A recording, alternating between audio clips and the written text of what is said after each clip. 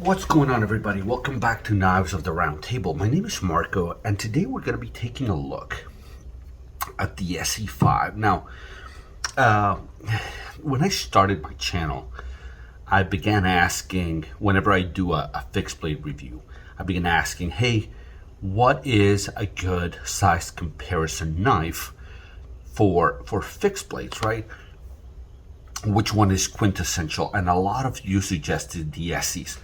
So I made the ESEE3 and the ESEE5 part of my size comparison as something that many of you could have, that you could compare your knives to. So I did. So I got an ESEE3 and an ESEE5 for size comparisons. Now the only problem is I'm ashamed to say that I hadn't ever tested an ESEE5 or an ESEE3. I've never had one. But this last weekend I managed to, well, I went camping, so I was able to take the ESEE3 and the ESEE5 for a test drive, and so now I'm doing the review on both. Well, right now it's the ESEE5, and you'll see the review of the ESEE3 not too long after this. So let me give you kind of a tour of the knife.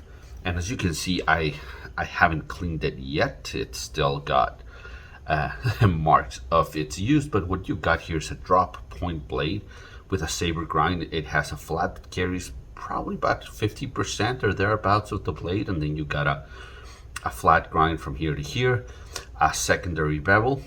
This is a coated blade. It's coated in this orange. I thought when I purchased it first, I purchased it mainly for size comparisons, and I thought that the color would really pop out on the screen. You'd be able to very easily see it.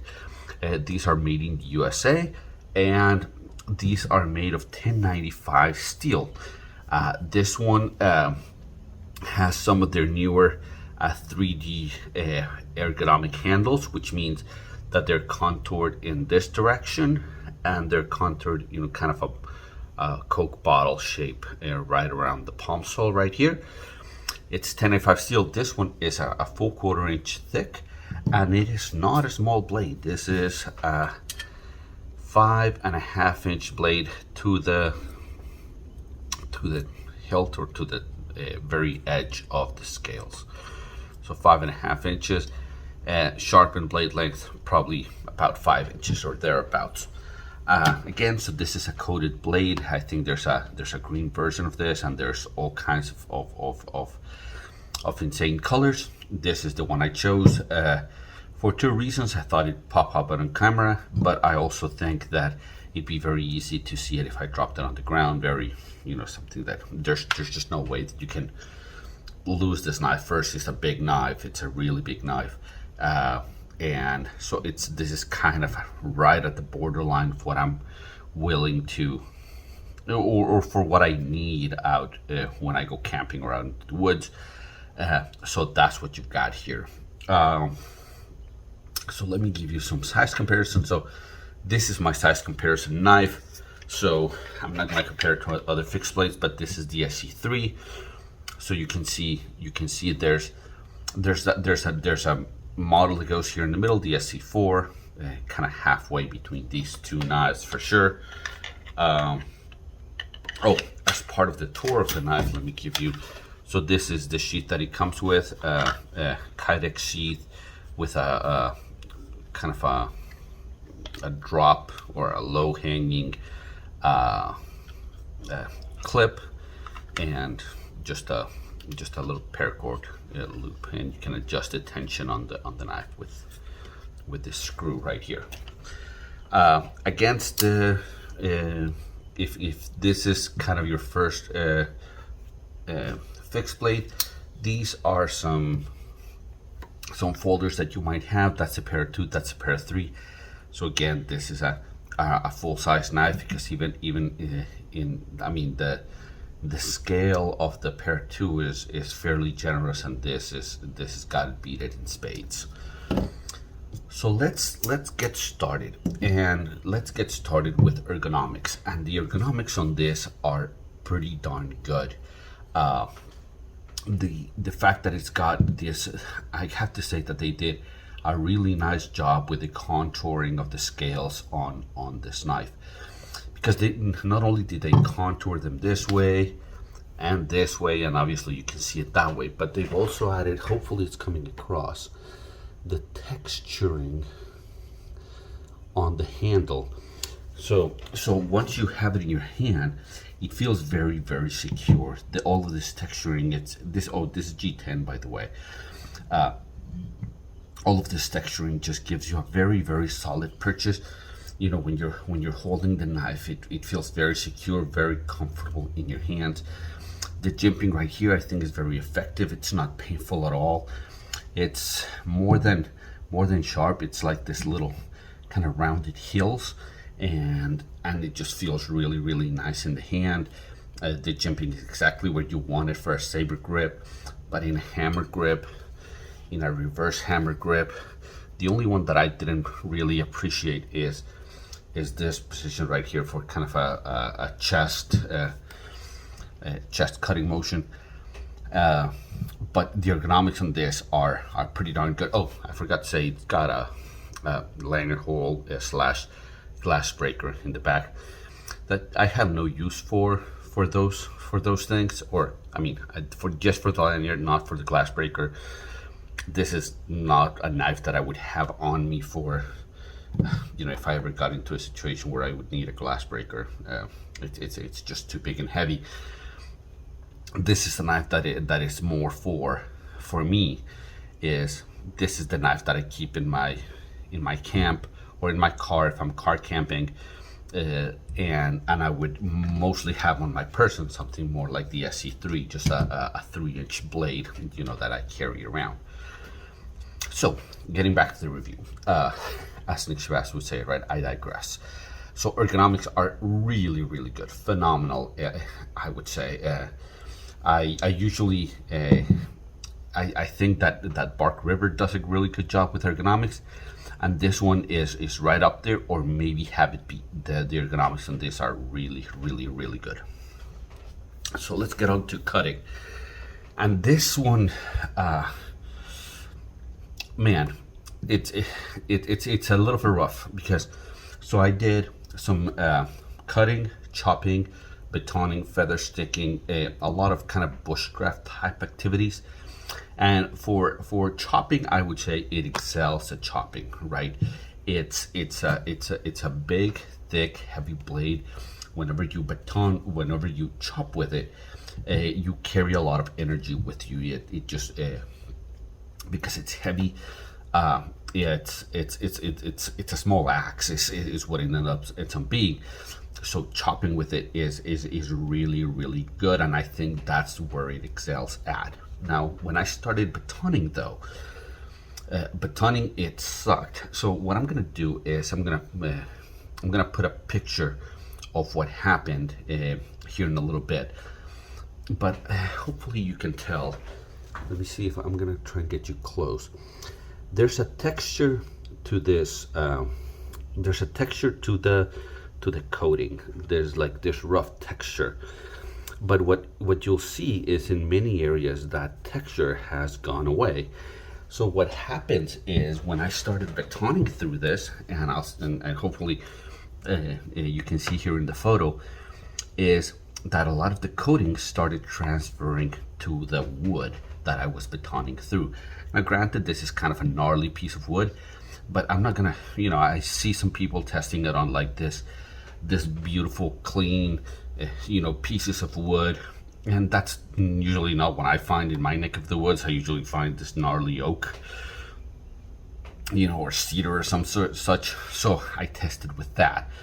So a lot of the coating started transferring to the wood. So one is you're gonna start losing some of your coating.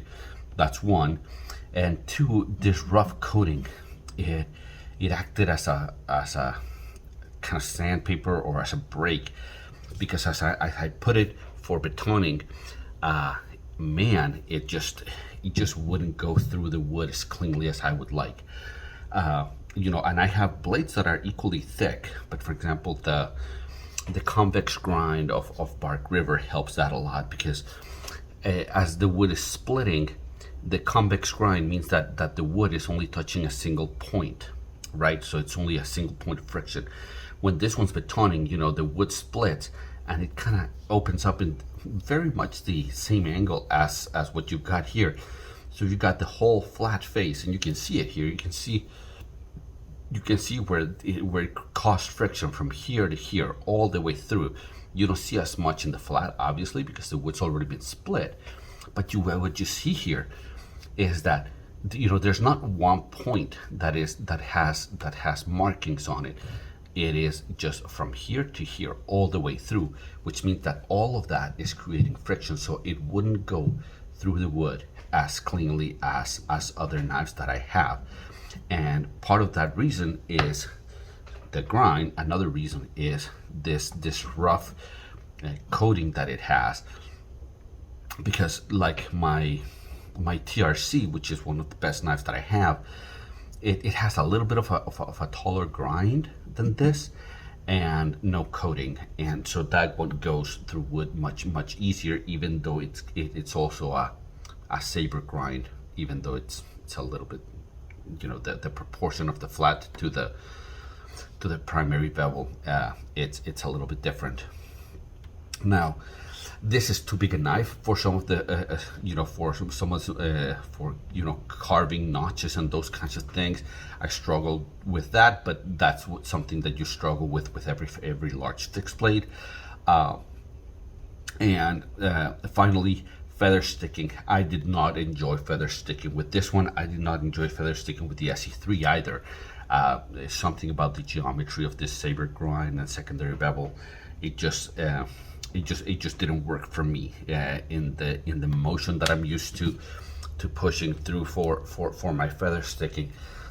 Just my angles to the angles of the ESEE, I didn't think it worked quite as well. Now, fit and finish. So I think fit and finish is really good as far as quality goes. Now, I think the choices are, I can criticize the choices that they made, but they executed them well. Like this coating, again, I think I got carried away with look how cool it looked. But the truth is that these rough coatings are no good for wood processing. It's just too rough. It's, and like I said, you saw in the photo, it really just transferred all of the coating, and I think that's gonna be a longevity thing as well. I do think that the contoured scales are really good. One thing that did happen that I had to fix was that when I was batoning, you put your piece of wood down here, you hit it. Well, for whatever reason, the scale started to kind of move relative to the. So originally the knife came flat with the spine of the knife perfectly in line with the scales. Now it's not. It seems like the scale shifted on me. I think there's some gap there between the. I haven't taken it apart, and I will, but I think there's a gap, in the hole where these screw sets that allows the scale to move a little bit up and down, and so I had to kind of hit it with a piece of wood back here to kind of get it level again. I don't think I got it perfectly. It's pretty good now, but the scales did move on me, so. I think I apologize for the interruption. Somebody entered in my office. So I think fit and finish is really good, especially on the knife.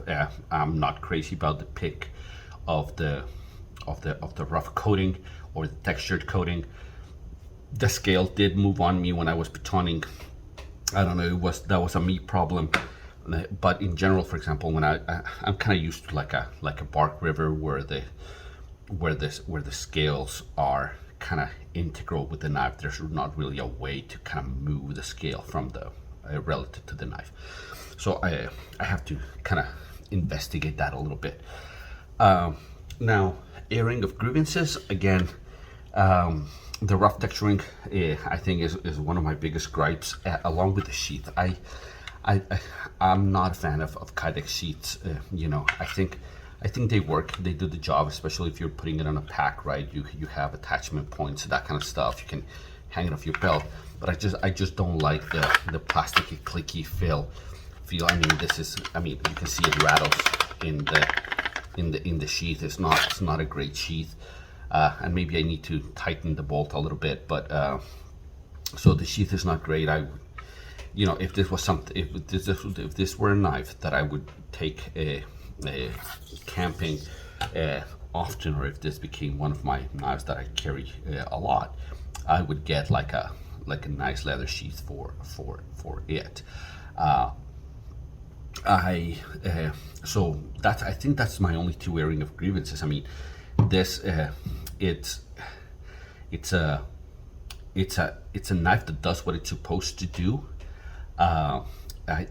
One final thing, another airing of grievance. So 1095 steel, you know, I'm kind of used to kind of higher end steels, if you will, or you know, the next generation of steels, you know, a 3V at least kind of a thing. So but this one held up fairly well. You know, I can feel it's still sharp, even though I put it through some of its paces, but it doesn't have a sharp spine, and it doesn't have an area where you can easily strike a ferro rod. So I struggle to strike a ferro rod with this, and that's one of the things, you know, if you have 1095 steel, you may want to use it, you know, for flint or to strike a spark, and I don't think you're going to be able to do it with the coating on this.